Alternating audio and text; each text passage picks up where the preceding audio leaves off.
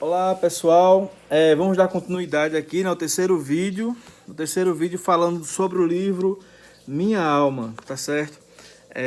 Vocês podem ver que eu tô com a mesma camisa, né? Eu tô gravando tudo de uma vez, certo? Depois eu vou publicar aos poucos no Instagram. Então eu tô no terceiro vídeo, eu pretendo gravar aqui uns 5 vídeos e depois eu saio postando aos poucos no Instagram, tá bom?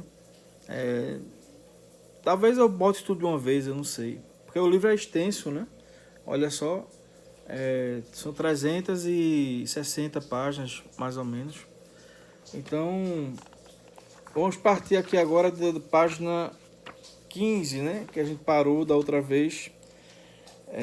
Paramos na vida de Livet, né? Livet falando, a vida de Livet agora. Eu boto Livet, boto o nome da pessoa e falo a história dela, né? Para a pessoa ficar mais fácil para o leitor não se perder, né? Saber do que se trata. Porque é um livro de ficção, né? Então volta no tempo, viaja no tempo. Então eu identifico qual é o momento para que a pessoa não se perca, entendeu? Então vamos lá, dar continuidade. Livet. Naquele dia era o aniversário de Livet.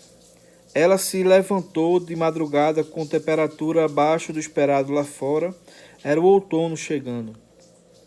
Havia passado a noite chorando e rezando, pedindo perdão por seus pecados, por sua família tão confusa. Aqui eu vou pular. Ela estava completando 25 anos naquele dia. Foi ao aeroporto e voou para sua querida cidadezinha de Visby. O avião levantou o voo com dificuldade e ela segurou firme no apoio da cadeira e começou a orar dizendo a Deus que não podia morrer assim. O curso de medicina na Universidade de Oslo era muito pesado para ela. Não sabia como dizer ao querido amigo Padre Bra que não iria mais poder ir lá. Chegando lá em Visby, viu de longe um belo homem escrevendo freneticamente no computador pela janela aberta que não dava para a rua, mas ao passar transversalmente dava para vê-lo. Como é isso, né? O William estava dentro da casa, certo? Dentro da casa escrevendo no computador. Ela passou do lado de fora, a janela não ficava de frente com a rua, ficava de frente para o jardim dele, entendeu? Dava para o jardim dele, a janela de frente. E ela passou do lado, tinha uma outra janela, e ela da outra janela via por dentro onde é que estava o William, entendeu? Foi a imagem que me veio na cabeça e eu escrevi. Vou repetir. Chegando lá em Visby, viu de longe um belo homem escrevendo freneticamente no computador pela janela aberta que não dava para a rua, mas ao passar transversalmente dava para vê-lo. Ela parou e continuou a fitá-lo porque ela estava sentindo aquilo. Então foi a Livet que o viu primeiro, né? Seu coração deu um pulo quando ele se levantou e foi olhar pela janela. Pela janela, ela saiu do campo de visão dele. E estava saindo em direção à igreja, quando viu um jovem com mais ou menos sua idade entrar no jardim daquele homem. Então outra pessoa ela viu um jovem, outra pessoa que não o William, né? Ela tinha 25 anos, tem um jovem, quase a idade dela, que entrou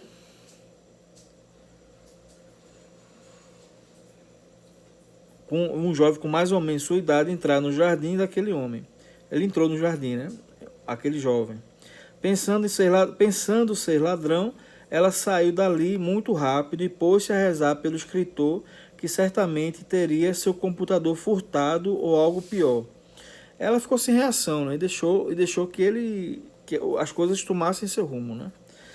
Com peso na consciência, ela voltou correndo, disposta a lutar pela vida daquele homem tão bonito. Mas o que encontrou foi de estarrecer.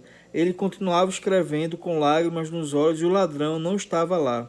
Tomada de medo, ela foi ao Padre Bra. Entenderam a situação, ela passou pela casa do cara, o cara estava escrevendo, depois se levantou, foi tomar água, porque estava emocionado, estava escrevendo, estava emocionado. Aí ela pegou, pensou em deixar as coisas como estavam, depois voltou atrás e ia mesmo lutar pela vida do escritor sem saber quem era ele, né? E depois que viu que estava tudo normal, ele estava no computador de novo, ela tomou um susto e foi se confessar com o padre Bra. Foi conversar, né, com o padre Bra. As portas da igreja estavam fechadas e ela decidiu tomar uma água ou um suco que a acalmasse num bar ali perto. Ela não entendeu nada do que tinha acontecido. Depois dos dois copos com água que bebeu lentamente, ela se dirigiu à igreja e enquanto se encaminhava para a entrada, viu aquele mesmo homem saindo da igreja. Ela apressou o passo com a intenção de alcançá-lo e entrou quase correndo enquanto ele saía. Foi aquele momento que ele cruzou com ela, né? Na perspectiva dele, e aqui é na perspectiva dela. Esperou que ele a notasse, mas ele, de cabeça baixa, ruborizado, não a viu. Ela se comoveu ainda mais quando viu o padre e pediu para conversar, atropelando palavras. O padre Bra ainda olhava pensativo para seu filho e aquele quase encontro de seus dois filhos espirituais. Quando Livet o abraçou, desabou em um choro quase histérico e o padre Bra falou: "Calma, minha filha, sente aqui um pouco que vou pegar um chá quente, vai se sentir melhor." Conversaram, depois ela pediu para se confessar. Ela ficou para se confessar com o padre. O padre lhe explicava que se ela foi agredida e ela estava realmente inconsciente, não houve pecado por parte dela. Emendou que estava querendo ir visitar sua casa em Oslo, mas ainda estava em diálogo com seu bispo, Dom Consequente, que talvez pudesse liberá-lo das inúmeras obrigações que tinha por ali no ano seguinte para o seu esperado Shabat.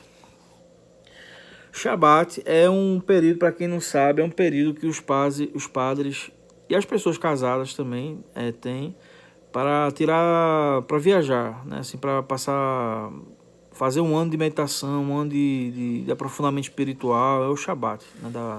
Do casal ou do padre, né? Então, pessoas casadas no santo matrimônio, alguns casais têm o Shabat deles, né? E tem o que viajam, fazem alguma viagem e tudo. E os padres também têm, né? Então, são, como a gente aprendeu quando eu me casei, né? São sacramentos irmãos, né? O sacramento da ordem e o sacramento do matrimônio. Então, deixa eu ver, eu parei. Vou pular algumas partes, tá? Só para dar seguimento à história. Então, depois daquela longa confissão, saiu da igreja pela porta onde entrara correndo e olhou para os lados, procurando o jovem homem. Ficou um pouco frustrada e pensou que ainda não sabia por qual motivo o encontraria ali, esperá-la, e sorriu consigo mesma. Por que um homem tão formoso me esperaria? Sentiu dentro de si uma palavra quando retornava a Oslo: "Eu te espero." Então, nesse capítulo, né, que é Me Espera, né, no capítulo 2, Espera, né, eu faço... É como se ela tivesse percebido que ele tinha notado ela. Ele notou, mas só o perfume. Ele não percebeu a presença dela, né? E quando o aparelho falou espera, ele estava envolvido naquela coisa do aparelho, né? De esperar uma pessoa, pensar uma pessoa bonita, pensar uma pessoa ideal, não sei o que e tal. Estava naquele pensamento dele, né? O William. E no final do capítulo termina ela sentindo uma voz, né, dentro de si, né? Eu te espero, né? Então, na confissão, eu queria só voltar aqui para a confissão, que ele fala assim, ó, se ela foi agredida, confessaram, depois ela pediu para se confessar. O padre lhe explicava que se ela foi agredida e ela estava realmente inconsciente, não houve pecado por parte dela.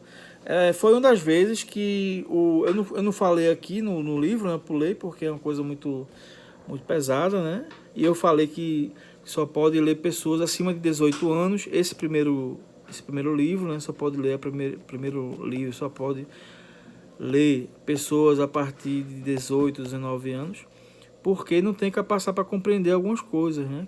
Que a Livet viveu. Então ela foi abusada pelo padrasto e tudo, pela irmã e tudo. Então foi várias vezes, né? É uma coisa recorrente, né? Até chegar ao ponto que ela sai de casa, né? Ela sai de casa. Aqui é o capítulo 3, o encontro. Pronto, aqui é o capítulo 3. Eu vou parar por aqui. Estou fazendo vídeos curtos, né? Vídeo de 15 minutos, 10 minutos, 12 minutos. Eu estou fazendo vídeos curtos para ficar mais fácil de acompanhar e não ficar muito chato. Hoje em dia, né, as pessoas estão acostumadas a vídeos curtos, né? Não conseguem ficar mais uma hora vendo um vídeo, né, por exemplo. Eu até pensei em colocar esses vídeos no YouTube, né? Talvez eu faça isso. Coloco no YouTube e divulgue no YouTube também esses vídeos, tá bom? Fico por aqui. Deus abençoe. Minha esposa já está ali me chamando. Deus abençoe. Fique com Deus. Fui!